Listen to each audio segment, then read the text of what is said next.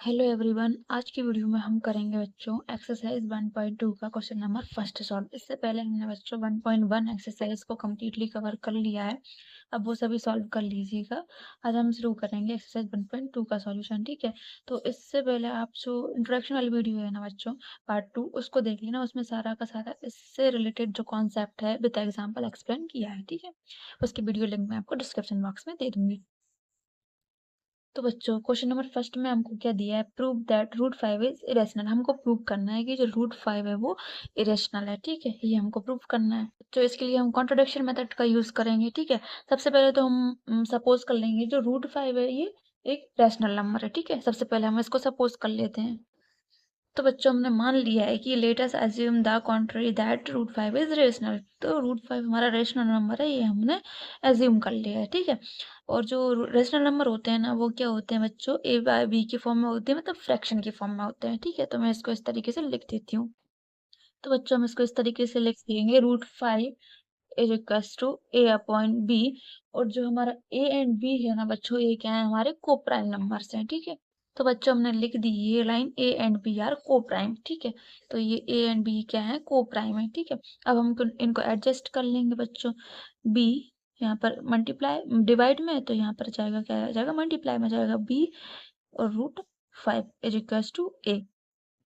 अब बच्चों हम क्या करेंगे, इसमें स्क्वायर कर लेंगे बोथ साइड। ठीक है, स्क्वायरिंग बोथ साइड, दोनों साइड हमने क्या कर लिया बच्चों, स्क्वायर कर लिया। ठीक है, तो इस लाइन को हम लिख लेंगे।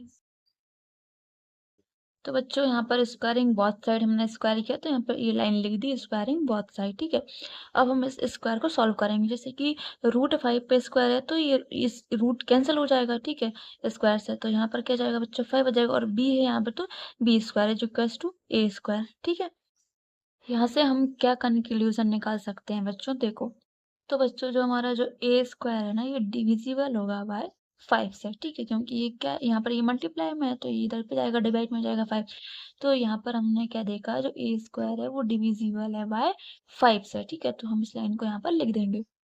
तो बच्चों ए स्क्वायर इज डिविजिबल बाय 5, इस वाले पॉइंट से हम ये वाला कंक्लूजन निकाल सकते हैं। अगर ए स्क्वायर डिविजिबल बाय 5 है तो therefore A is also divisible by 5। ठीक है, तो ये हमारा क्या हो गया बच्चों, कंक्लूजन नंबर 1 हो गया। ठीक है, तो बच्चों हम यहाँ पर क्या मान सकते हैं, let a equals to 5c। A 5 से डिविजिबल है, तो हम यहाँ पर क्या मान लिया, ए इक्वल्स टू 5c। c यहाँ पर क्या है बच्चों, यहाँ पर क्या है बच्चों, c इज एन इंटीजर। ठीक है, एक इंटीजर है। तो बच्चों हमने ये लेट कर लिया। ठीक है, तो यहाँ पर जो c है क्या है, तो c इज एन इंटीजर है। ठीक है, c क्या है बच्चों, एक इंटीजर है। ठीक है, तो अब जो हमारी ये वाली इक्वेशन है, ठीक है, इसमें क्या करेंगे, इस a की जगह पर इस वाला a की वैल्यू रख देंगे हम। ठीक है, ए स्क्वायर की जगह पर।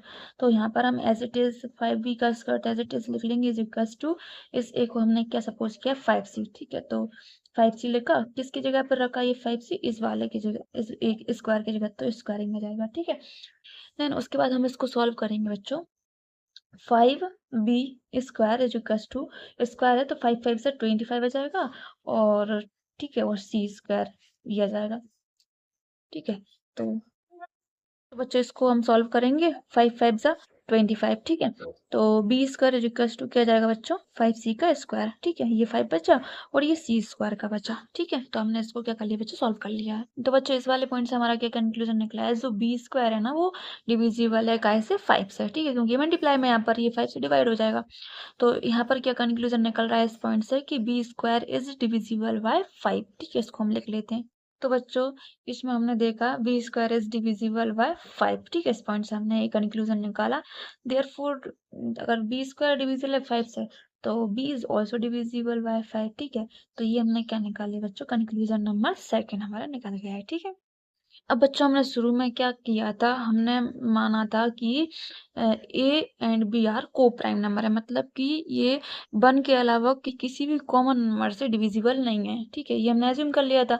लेकिन हम देख सकते हैं कंक्लूजन नंबर 1 में और 2 में ए 5 से डिवाइड भी हो सकता है, ए है ना, और बी भी 5 से डिवाइड हो सकता है। ठीक है, ये बच्चों 1 के अलावा किसी भी कॉमन नंबर से डिविजिबल नहीं थे, इसलिए तो हमने इनको सपोज किया था को प्राइम। लेकिन हम यहाँ पर कंक्लूजन नंबर 1 और 2 में देख सकते हैं कि ये ए भी 5 से डिवाइड हो सकता है और बी भी 5 से डिवाइड हो सकता है। तो ये क्या आ गया बच्चों, एक कॉन्ट्रडिक्शन आ गया। ठीक है, तो इसमें हम एक पॉइंट लिखेंगे, ए and be having common factor 5। ठीक है, तो बच्चों ये जो आया है ना हमारे गलत एजप्शन के वजह से आया है कॉन्ट्रडिक्शन। ठीक है, विरोधाभास जो आया है। ठीक है, हमने सपोज कर लिया था कि ए एंड बी आर को प्राइम से मतलब ये 1 के अलावा किसी भी कॉमन नंबर से डिविजिबल नहीं है। लेकिन 1 और फर्स्ट और सेकंड कंक्लूजन से हमने देखा कि ये ए 5 से डिविजिबल है और बी भी 5 से डिविजिबल है।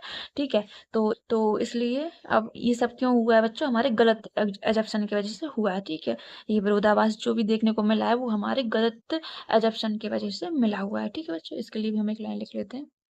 ठीक है बच्चों, सो दिस कॉन्ट्रडिक्शन मतलब ये विरोधाभास जो देखने को मिला हमको वो is arisen because of our wrong assumption. ठीक है, तो ये तो रॉन्ग निकल गया कि √5 इज क्या है बच्चों, रैशनल है। ठीक है, तो √5 रैशनल नहीं है। अगर √5 रैशनल नहीं है तो फिर क्या है, देयरफॉर √5 इज इरेशनल। ठीक है, इसलिए √5 क्या है बच्चों, इरेशनल है। एक्सरसाइज 1.2 का क्वेश्चन फर्स्ट में हमको ये प्रूव करना था कि √5 इरेशनल है, तो हमने इसको कॉन्ट्रडिक्शन मेथड के थ्रू हमने ये पूरा क्या कर दिया बच्चों, एक्सप्लेन कर लिया, प्रूफ कर लिया। ठीक है, आप इसको अच्छे से पढ़िएगा, सॉल्व करके देखिएगा। ठीक है बच्चों, इसी तरह हम आगे के और भी क्वेश्चंस करते रहेंगे, इसके लिए हमारे साथ जुड़े रहें। Thank you.